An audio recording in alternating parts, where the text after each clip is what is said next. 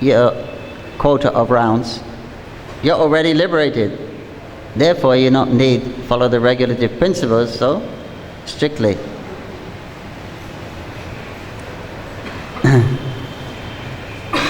And then he says, I'll read from here. Then he says, Antilila, chapter 11, text 25. Om Namo Bhagavate Vasudevaya. Om Namo Bhagavate Vasudevaya. Om Namo Bhagavate Vasudevaya.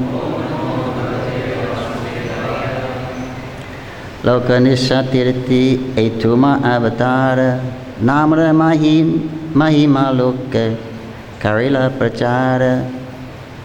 Lord Chaitanya said, translation, your role in this incarnation is to deliver the people in general. You have sufficiently preached the glories of the holy name in this world.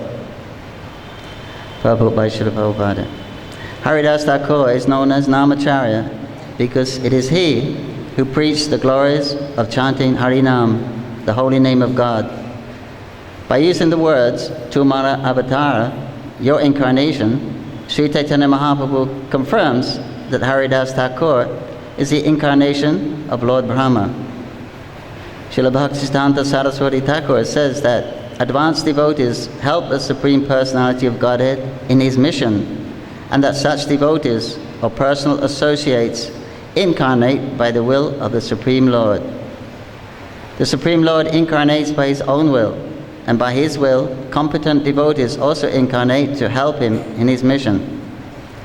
Haridas Thakur is thus the incarnation of Lord Brahma, and other devotees are likewise incarnations who help the prosecution of the Lord's mission.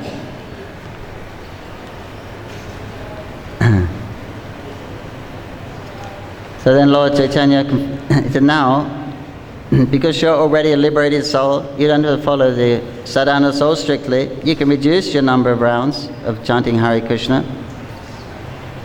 And Haridas said, Lord, please hear my prayer. Haridas is the personification of Trinadapi, Sunachana, Tarodapi, Sahishnina, Manina, Manadina, Kirtana, Sarahari is the embodiment of this sloka. The Lord Chaitanya says some devotees, they preach very nicely, but their behavior is not so good. And some behave very well, but their preaching is not so good. But in Haridas Thakur, we find he was a perfect acharya. Acharya means one who sets the example. He is a great Mahabhagavat, liberated soul, who is the carrier and experiencer and giver of the love of Krishna, Krishna Prema. But he always took the holy, humble situation as was his desire after he offended Lord Krishna in his pastime when Lord Brahma stole Krishna's cows and boys to test Lord Krishna. So he prayed that he may have a birth where he wouldn't be puffed up of being the most exalted person in the universe. So here we find his wishes fulfilled. Haridas said, I was born in an inferior family. My body is most abominable. I always engage in low work. Therefore, I am the lowest and condemned of men. I am unseeable and untouchable, but you have accepted me as your servant. This means that you have delivered me from a hellish condition and raised me to the Vaikuntha platform. My dear Lord, you are the fully independent personality of Godhead. You act by your own free will. You cause the whole world to dance and act as you like.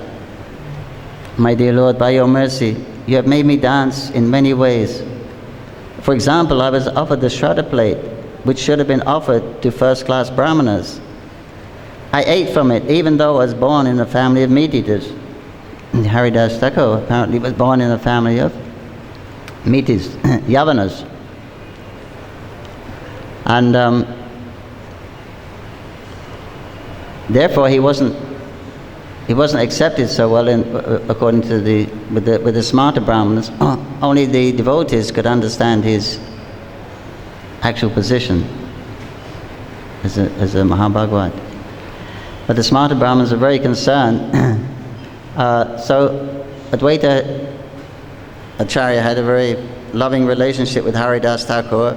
Even before the advent of Mahaprabhu, they would associate, and Advaita Acharya would embrace Haridas lovingly and discuss topics of Śrīmad Bhāgavatam. And he had a place, a cottage built for him in his house, near his house in Shantipur.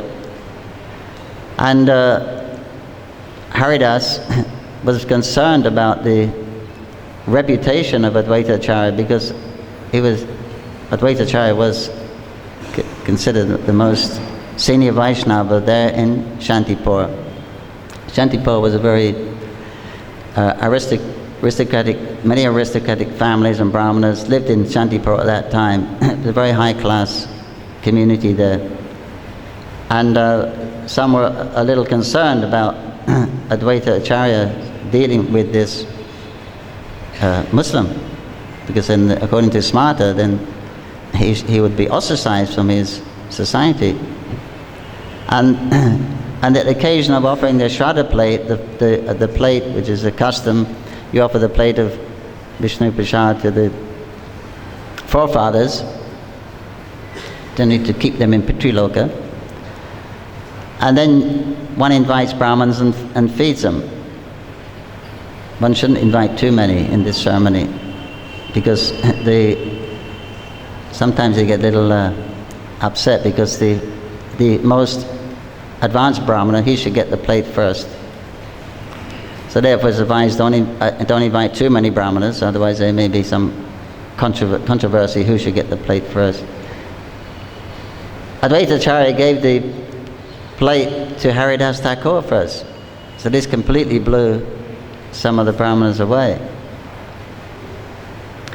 And they questioned afterwards, Thakur, we can't understand your behavior. He's from a Muslim family, What will happen to you? He said, you can, Advaita Acharya said, you may think what you like about me. You may say what you like about me. He said, but what I say, he said, Haridas is worth 1,000 of you Brahmanas. And later on, by Krishna's mercy and the power of Haridas, they actually got revelation of Haridas's exalted position and worshipped him properly with due respect. But Haridas was very embarrassed to have to accept such a position due to his humility. So Haridas continues, I have one desire for a very long time. I think quite soon, Lord, that you're going to wind up your pastimes on this planet. And I just don't want to see that. I don't want to be around when you disappear. Before that time,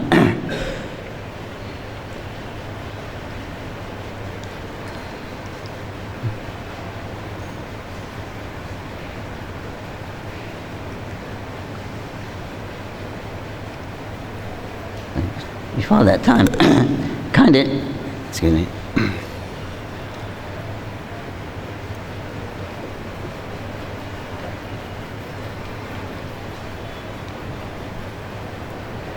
Before that time comes, kindly let my body fall down in your presence.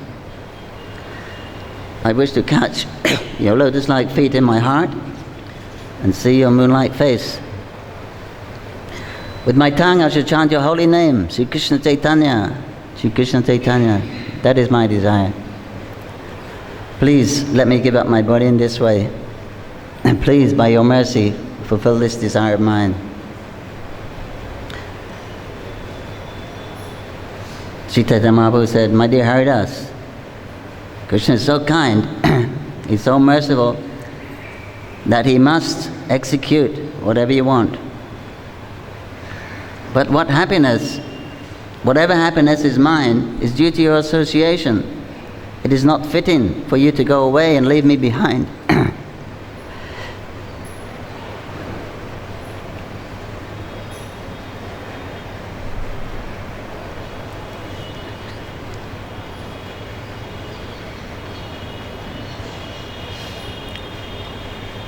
Catching the lotus feet of Sri Chaitanya Mahaprabhu, Haridas Thakur said, "My Lord, do not create an illusion.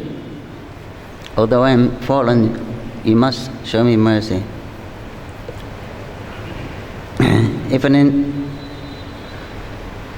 There are many respectable personalities, millions of devotees, who are fit to sit on my head, and they are all helpful in your pastimes. If an insignificant insect like me dies, what is the loss? If an ant dies, what is the loss to the material world? My Lord, you are always affectionate to your devotees. I am just an imitation devotee, but nevertheless, I wish that you fulfill my desire. That is my expectation. Because he had to perform his noon duties, Lord Chaitanya Mahaprabhu got up to leave, but it was settled that he would come the next day. So next morning, after visiting Jagannath temple, Lord Chaitanya, accompanied with all the devotees, they came to see Haridas Thakur. And Haridas Thakur offered his obeisances to Lord Chaitanya and all the Vaishnavas. And Lord Chaitanya said, "Dear Haridas, what is the news?" And Haridas replied, "Whatever mercy you wish to bestow upon me." And on hearing this, Lord Chaitanya immediately began congregational chanting in the courtyard. Vakeshwara Pandit was the chief dancer. Headed by Sri Damodar Goswami, all the devotees of Chaitanya Mahaprabhu surrounded Haridas and began congregational chanting. In front of the great devotees like Ramananda Rai, Sarvabhauma Bhattacharya, Sri Chaitanya Mahaprabhu began to describe the attributes of Haridas Thakur. He described the attributes, the transcendental qualities of Haridas Thakur like he had 5 mouths. And hearing this, all the devotees were struck with wonder and paid their respectful obeisance to Haridas Thakur.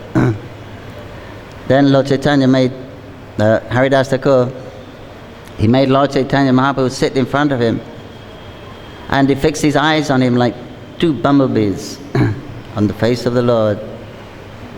And he held Lord Chaitanya Mahaprabhu's feet on his heart, and he took the dust of the feet of all the devotees present and put it on his head. And he began to chant the holy name of Sri Krishna Chaitanya again and again. As he drank the sweetness of the face of the Lord, tears constantly glided down from his eyes. While chanting the holy name of Sri Krishna Chaitanya, he gave up his life hair and left his body. Seeing the wonderful death of Haridas Thakur by his own will, which was just like a great mystic yogis, everyone remembered the passing away of Bhishma. So then they began a very ecstatic kirtan, and Lord Chaitanya lifted the body of Haridas and danced with it. Then after some time, Sri Damodar reminded of the rituals to perform. So then they took Haridas to the ocean, washed his body, and with their own hands, Lord Chaitanya began to dig the samadhi. And then they took the bath in the ocean, very jubilantly. And then Chaitanya Mahaprabhu went around the market with the Uttariya and collecting from the shopkeepers foodstuffs so that he could make an offering to Haridas Thakur in Mahaprashadam.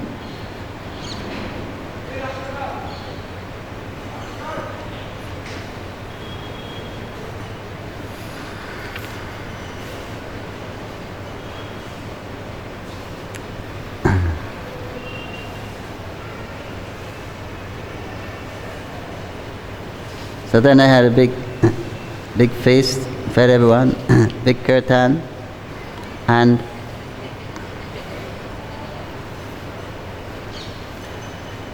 Lord Chaitanya Mahaprabhu offered a benediction to all the devotees. He said, anyone who has seen the festival of Haridas Thakur passing away, anyone who has chanted and danced here, anyone who has offered sand on the body of Haridas Thakur, and anyone who has joined this festival to partake of the prasadam will achieve the favor of Krishna very soon. There is such wonderful power in seeing Haridas Thakur. Mahaprabhu said, being merciful upon me, Krishna gave me the association of Haridas Thakur. Being independent in his desire, he has now broken that association. When Haridas Thakur wanted to leave this material world, it was not within my power to detain him.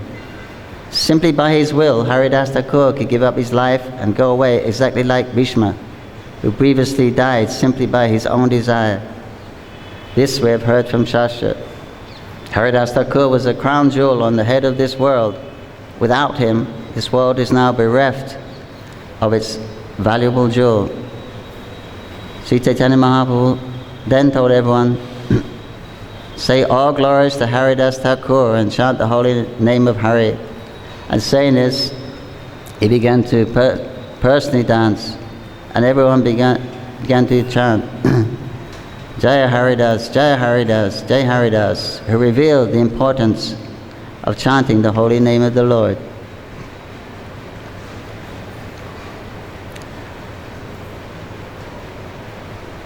That ends the story of the pastime of passing of Haridas Thakur. And there's a benediction. Thus I have spoken about the victorious passing of Haridas Thakur. Anyone who hears this narration will certainly fix his mind firmly in devotional service to Krishna. Haridas Thakur ki jai.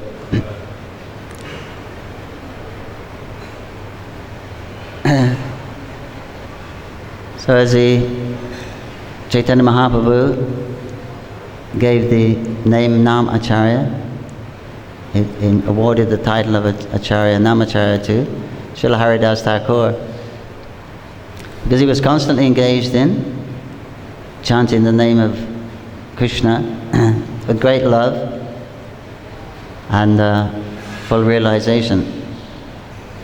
He was very learned.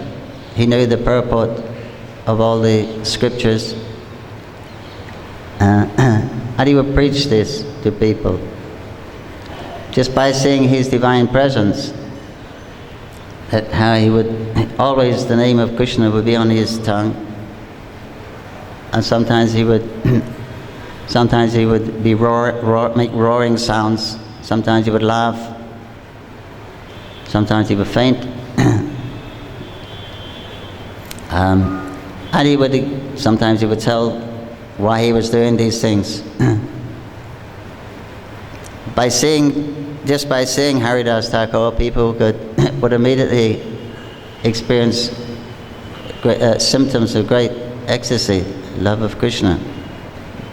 Of course, the envious people, they can't appreciate this, the pure devotees. And in Haridas's life, we see that many people, just by seeing him, attained pure devotion to Krishna. And many people who were envious of him, they lost everything. They were completely destroyed, materially and spiritually.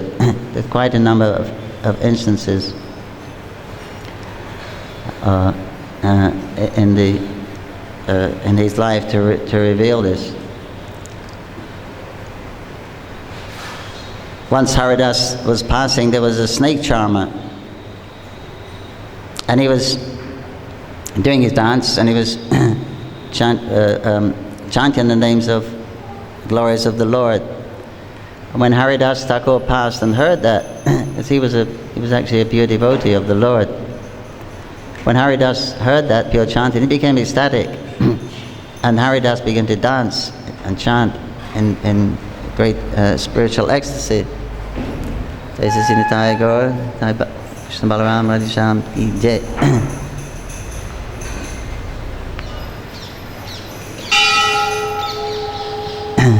And he began to exhibit, while he was dancing, all the symptoms of ecstatic love, like tears were flowing from his eyes and his body was trembling and his hairs were standing on end.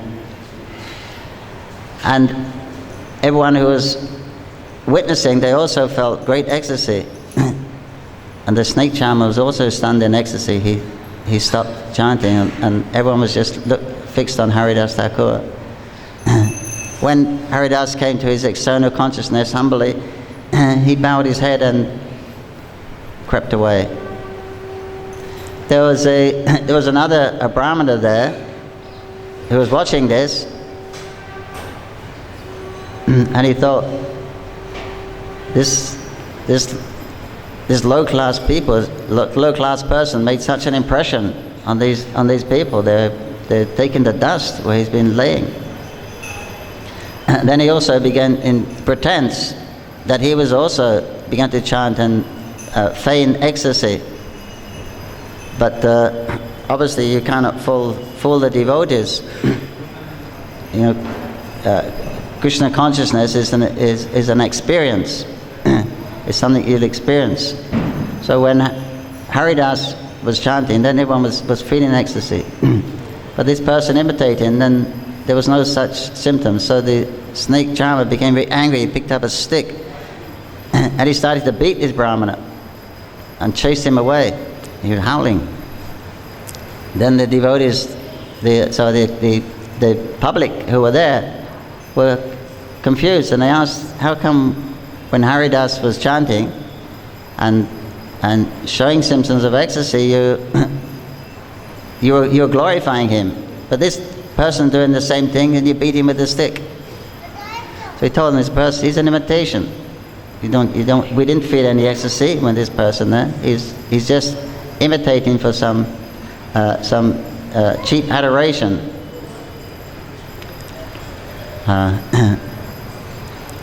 And on another occasion,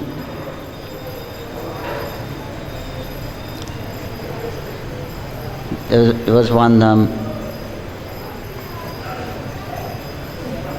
Ramchandra Kaviraj.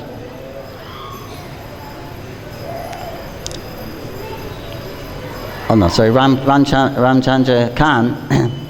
He was a big man in the district, very influential, and but he was upset that Haridas was so popular, and he tried to disgrace him, and by sending a prostitute to him in night time. Haridas Thakur was very handsome, very young. Well, he was young. He was very beautiful features. But although the prostitute tried hard to allure Haridas, he wasn't moved. In fact, he was thinking how to deliver this girl. So he devised a plan, and he said that I've taken a vow to chant so many rounds in a month, but I haven't completed them yet. So as soon as I should finish my rounds, then as soon as I finish, then we can enjoy together. So he sat chanting whole night, and she sat listening. And then the next night she came back, same thing happened. The next night she came back. He was promising, no, I couldn't finish, but I'm sure to finish the day. But by his potency, and she was also chanting, the third night she also began to chant him. By hearing his association, then Krishna gave her a great revelation. And she actually surrendered to Haridas. And she asked him to please accept her as a disciple. And she shaved her head, and Haridas said, you can stay here, where this place, I'm leaving. Worship Tulsi, chant Hare Krishna, go away, give all your possessions away to the Brahmanas. And this girl, she became very famous. This is a great saint, and people were surprised because she came from a a very low class occupation, and she was elevated to the topmost platform of love of God. This way, the people were very surprised, and Haridas' fame was spread for his glories. Even Maya Devi personally came to test Haridas Thakur one time. Maya Devi was personified. Maya Devi is the most beautiful creature in the material creation. She's an expansion of Srimati Radharani. But even Haridas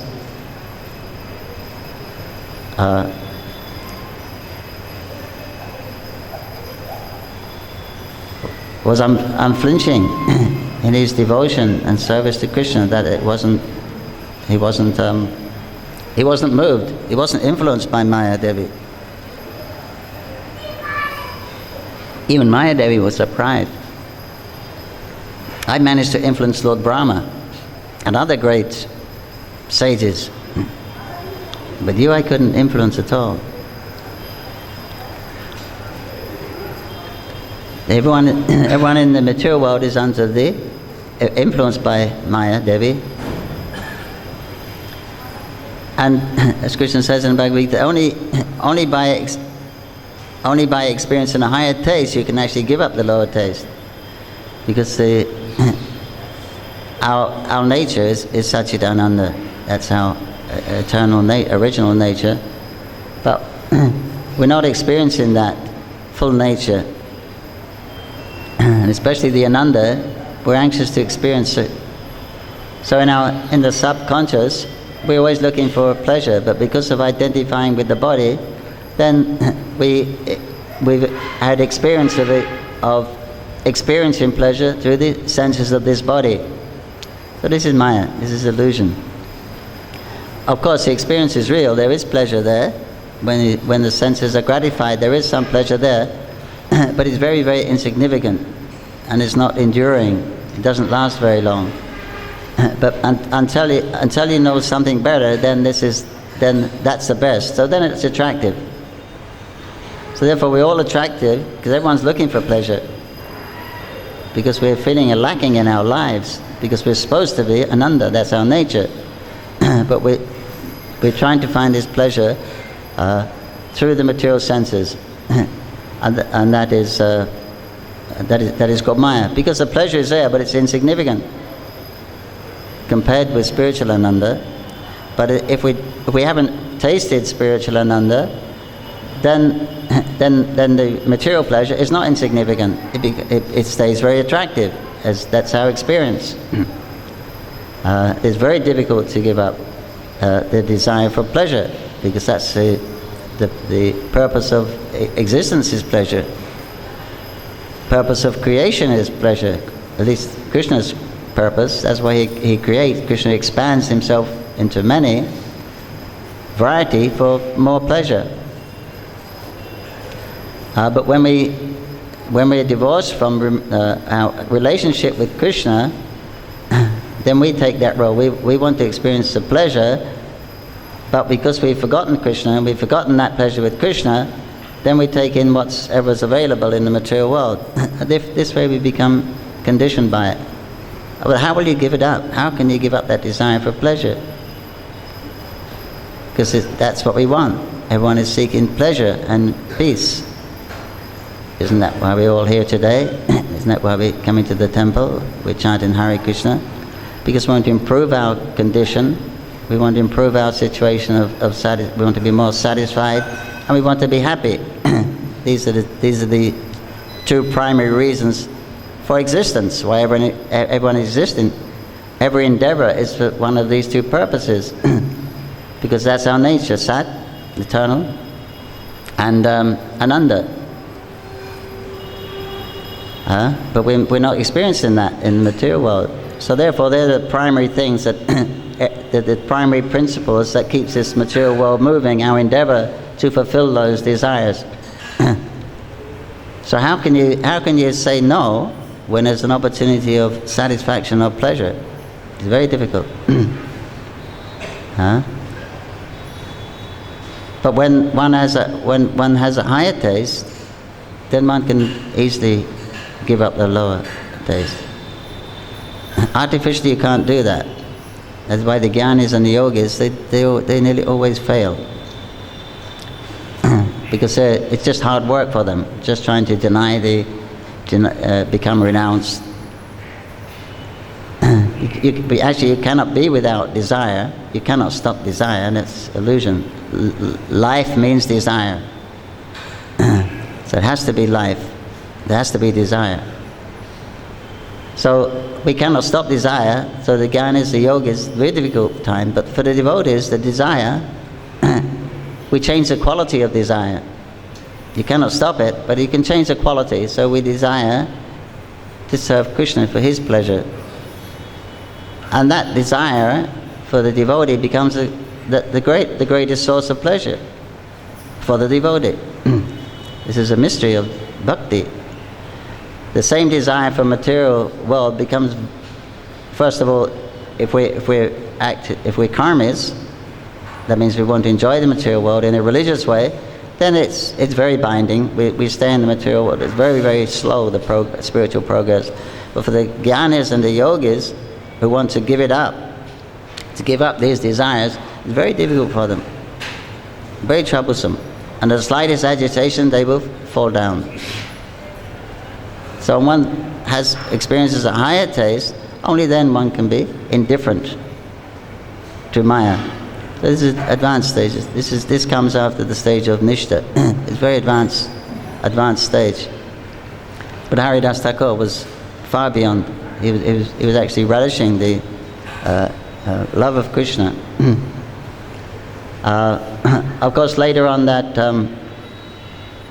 Ramchandra Khan was destroyed materially, because he also offended Nityananda after that, and all his possessions were taken away. He lost his service. There was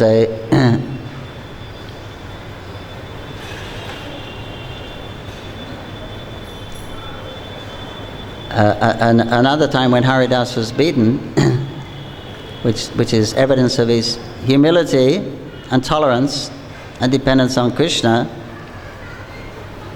When the Kazi saw that Haridas was chanting Krishna's name, then he took him to the Nawab, the king.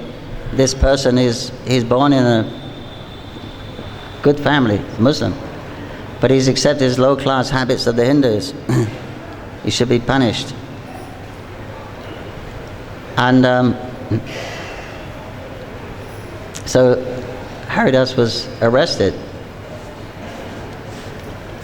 And of course, when the Nawab saw Haridas, he recognized him as exalted by his bodily features. He actually stood up out of respect. But he said, "We're getting these complaints. Why are you accepting another faith? This is not very chaste. It's not very nice. You preach from your own scriptures, then you can go. Otherwise, we'd have to punish you." And Haridas said, "I can never stop chanting the name of Hari. The name of Krishna, you can cut my body into pieces, but I'll never stop chanting the name of Krishna." So then it was decided to kill him. But to set an example, they said you should take him to the marketplace and beat him publicly. Then everyone will learn the lesson. This is what happens to any people who become infidels or fallen from their path, their religious path. And so then they beat Haridas, but he didn't feel any pain. And he was thinking, just see the power of the holy name. Because I'm chanting the holy name, I'm not even feeling pain. And they're beating him so badly. Their mission was to kill him. They're beating him very badly. The 22 marketplaces. And they were surprised, this person is still alive. He should have been dead after even the first place. We beat him so severely. And but he's not showing any signs, and people were, respectable people were saying, "Stop this! This is horrible. He's a saint." please, I'll give you anything, just stop this. But they had their orders. And Haridas, out of his humility, he was sometimes looking back and smiling at them and thinking, these poor people, they're in Maya, they're in illusion, and acting under the spell of illusion. They have to carry out these works, but dear Lord, don't let them suffer for me, because I'm such a worthless person. Don't punish them on my behalf. I'm a very worthless person. And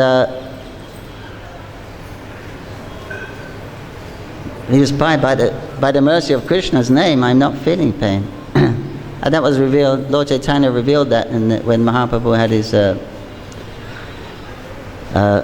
the Mahaprakash Leela in Srivas Thakur's house, when Chaitanya Mahaprabhu revealed his supreme person, the form of Vishnu, sitting on the Shringasana for 21 hours. And he was given the devotees benedictions, calling the pure devotees, giving them benedictions. And he called Haridas, to call, Haridas, look at me. And he's appearing as a form of the Supreme Lord in all his majesty and fulgent, powerful. And Haridas fainted to the floor. He said, Haridas, you please glorify me. He said, how can I glorify you? Fallen soul. But he said, no, Haridas. He said, your birth and activities are better than mine. I tell you truly, what you're doing is better than what I'm doing. This is Mahaprabhu's love for his devotees. Because Haridas Thakur was actually exemplifying the teachings of Lord Chaitanya. Constantly always remembering Krishna, always engaged in chanting Krishna's name and hearing about Krishna and spreading the glories of Krishna, and tasting, experiencing that ras, Krishna consciousness. So he said, when those guards, they were beating you, he said you didn't feel any pain. He said, because as soon as they lifted their stick to beat you, I couldn't stand that. I couldn't tolerate it. I immediately sent my chakra, go cut their heads off. You were praying, you were turning around praying, oh Lord, please don't let these people suffer. Don't punish these people on my behalf. I'm so worthless. He said, because of your prayer, the power of your prayers, my Sudarshan chakra wouldn't go. It couldn't move. So therefore I personally came invisibly and covered your body with my body. You believe me, Haridas? I have the marks to show you on my back. Haridas Thakur immediately fainted again.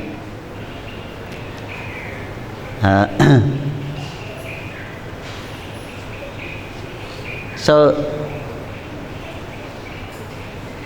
that is Krishna's extra special mercy. And Haridas said, yes, by your mercy you do. Krishna does protect. You protected your devotee Drupadi by becoming a long sari. You protected your devotee Prahlad, Dhruva.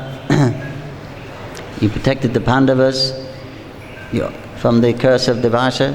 You're always protecting your devotees. That is your greatness. But I'm not your devotee. I can't remember you, because they was always remembering praying. But I can't always remember you. I'm not like those. But anyway, somehow or other, by your mercy, you've accepted me into your association. And because Lord Chaitanya was asking him to have a benediction at that time. So eventually, after glorifying the Lord and speaking in a way which is very humiliating for himself, understanding his actual position as a taking the humble role as a conditioned soul, because the position of the living entity in the material world is insignificant. That's the actual fact. Because we're 1/10,000th part of the tip of the hair. So we don't have the power to move one atom in this material world. But by Krishna's arrangement, his material energy, Maya, then we think that we actually have some ability to do something. So this is our illusion, that the soul is insignificant in the material world. We can simply desire, that's all. And all the other activities, Krishna says in Bhagavad Gita, are carried out by the modes of material nature. Bewildered soul thinks himself to be the doer of activities which are in fact carried out by the modes of material nature. So materially, actually, you can't do anything. And spiritually, we also understand we're also dependent on Lord's mercy. We're dependent on revelation for any spiritual experience. So we're always dependent. We're always insignificant. So a person who has realized, then they actually feel like that. They actually understand they are insignificant. So what Haridas Thakur is saying is true. There is no, because actually we are depending on the Lord. It's His body, earth, water, fire, air, mind, intelligence, and ahankara, sky. What else is there? That's all we know. That's His energy. The ability we have to do anything is Krishna's. I am the ability of man.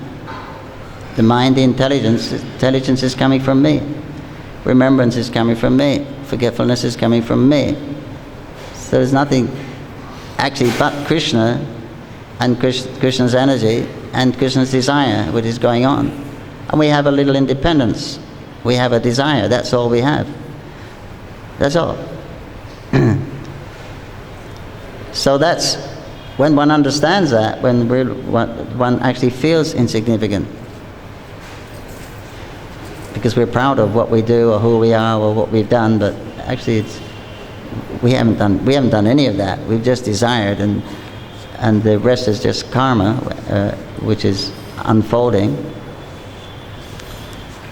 So that's a realization of those pure devotees, great devotees of the Lord. That we're always dependent, either on the material energy or on Krishna's energy. And this way one realizes one's position is insignificant. And in that insignificant position, then one can actually, because we have desire, you see, that's our freedom. Now one can pray very sincerely at that particular time. When you realize that you have no other ability, you realize we are completely dependent on the Lord, then one can actually take shelter of the Lord. Not before. As long as that false ego is still there, to that degree you won't be able to surrender completely to Krishna. So therefore Krishna reveals himself according to our degree of surrender. So a great acharya like Haridas Thakur is completely surrendered to Krishna, then Krishna is completely surrendered to him. Your birth and activities are better than mine. You are my life and soul. I live only for you. Mahaprabhu is speaking this in truth because he's reciprocating with the